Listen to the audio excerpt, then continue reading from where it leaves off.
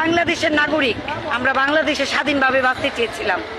আমরা 1971 সালে যুদ্ধ দেখতে পারি নাই, কিন্তু 2024 সালে আমাদের আমাদের আমাদের পেটের সন্তানরা আমাদেরকে স্বাধীন মুক্ত বাংলাদেশ এনে দিল।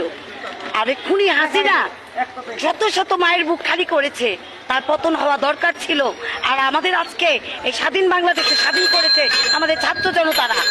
আমরা কোনো প্রতিপক্ষ, আমরা কোনো দলের ক্ষমতায় বলছি না, আমরা বলছি আমরা 2024 সালে আমরা যেই ছাত্রগুলো শত শত মায়ের বুক খালি করে খুনি হাসিনা আজকে পলাতক হয়েছে, তার পতন হওয়া দরকার।